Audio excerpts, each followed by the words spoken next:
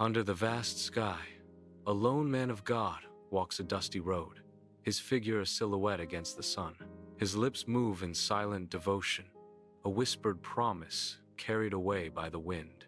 His simple cloak ripples, the only visible sign of his passage through the stillness.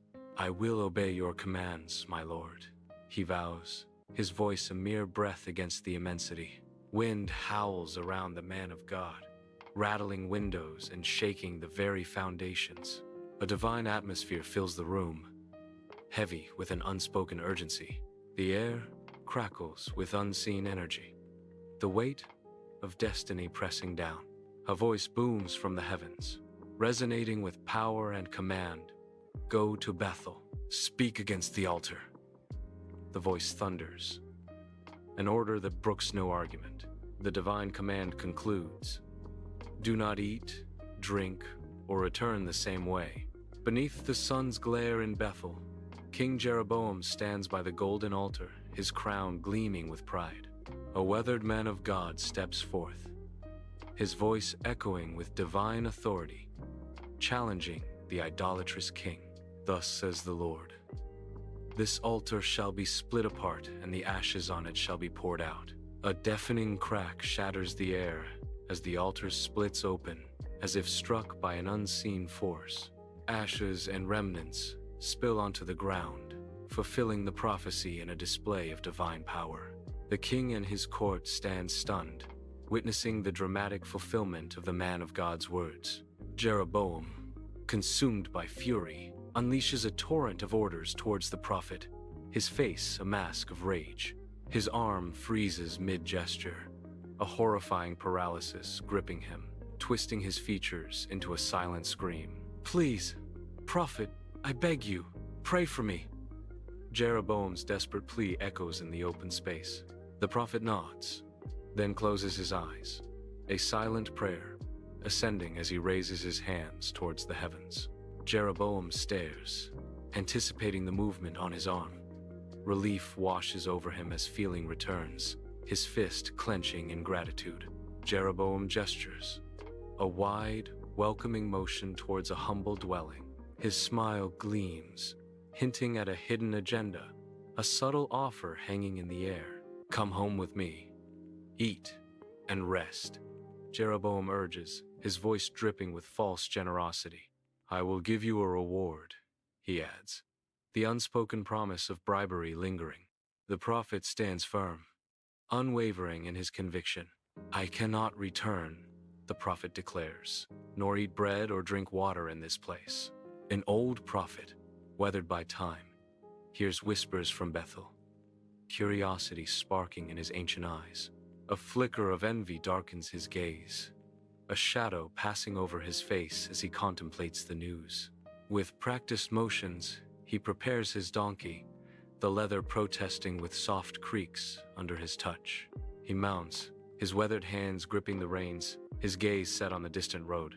Against the vast landscape, the old prophet becomes a silhouette, riding after the man of God.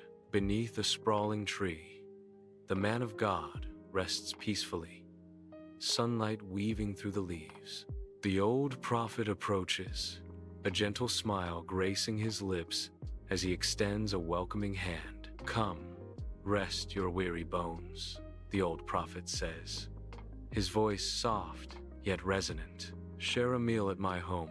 It's not far," he adds, offering comfort and solace. Beneath the watchful gaze of ancient trees, the man of God stands, his face a mask of unwavering conviction.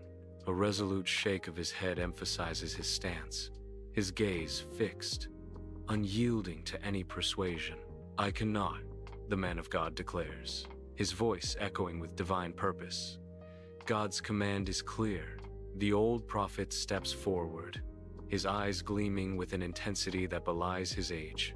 "But an angel of the Lord spoke to me," the old prophet insists, his words hanging heavy in the air, "saying it is permissible for you to come home with me." He finishes, his gaze locking with the man of God. Beneath the silent tree, the man of God hesitates, doubt clouding his features. Torn between divine command and the old prophet's presence, An internal battle rages. A moment of visible conflict etches itself onto his face. Finally, a reluctant nod seals his decision. A silent agreement in the face of destiny. In the dim light of the old prophet's house, the man of God shares a simple meal, steam rising from earthen bowls. A profound silence descends, heavy with unspoken words and unseen anticipation. Suddenly, the old prophet stills, his eyes widening in a moment of divine revelation. His breath hitches, a silent gasp, as he becomes a vessel for the unseen. The Spirit of God falling upon him, whispers a voice, unseen yet all-knowing. Inside the old prophet's house, the air crackles with anticipation as he stands, conviction blazing in his ancient eyes. His voice, imbued with divine power, fills the room, each word a hammer blow against the silence. "The man of God has disobeyed the Lord," he proclaims, the judgment echoing through the chamber. A final decree seals the man's fate. He will not be buried in his family's tomb. Inside the old house, the man of God stands frozen, the crushing weight of realization etched deeply into his face. Regret lines his features, each wrinkle a testament to the burden he carries. He turns slowly, a broken figure diminished by sorrow and heavy thoughts. The man of God quietly leaves the house, his footsteps echoing softly. The sound of his footsteps fade as he saddles his donkey, disappearing into the distance. The man of God journeys down a serene road, thinking and regretting his actions. Long shadows stretch across the path as the day fades, a peaceful stillness enveloping the landscape. A sudden disruption. A majestic lion emerges, stepping boldly onto the road, an imposing figure. The lion halts, its powerful presence blocking the man of God's path, a silent challenge in its gaze. The air crackles with tension as man and beast face off, the tranquil sunset now a backdrop to impending conflict. On the desolate road, a donkey stands frozen, its eyes wide with primal terror. The man of God bows his head, a silent plea escaping his trembling lips. His face is etched with sorrow, a testament to the burden he carries. The weight of unspoken sins hangs heavy in the air. His lips move in prayer, seeking solace in the face of impending doom. A palpable sense of dread permeates the desolate landscape. A majestic lion emerges onto the deserted road, its eyes gleaming with primal power. With terrifying speed, the lion strikes the man of God, felling him instantly. The lion stands guard, a silent sentinel over the fallen figure, an eerie tableau. The predator, the prey, and a donkey, all frozen in a bizarre truce. On the open road, a strange sight halts travelers. A lion, a donkey, and a still figure. The animals stand motionless, their silence amplifying the mystery of the scene. The passers-by went and told the old prophet, who then took up the body of the man of God and laid it on the donkey. And he brought it back and buried him.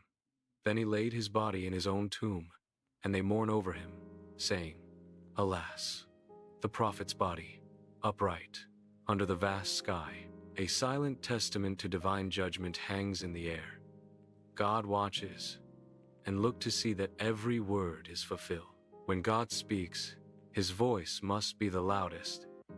People can mislead, even the spiritual and respected.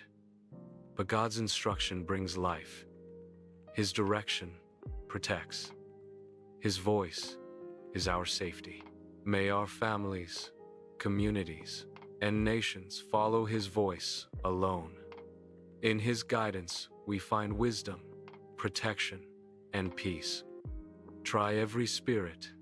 He will speak to you, always, about everything.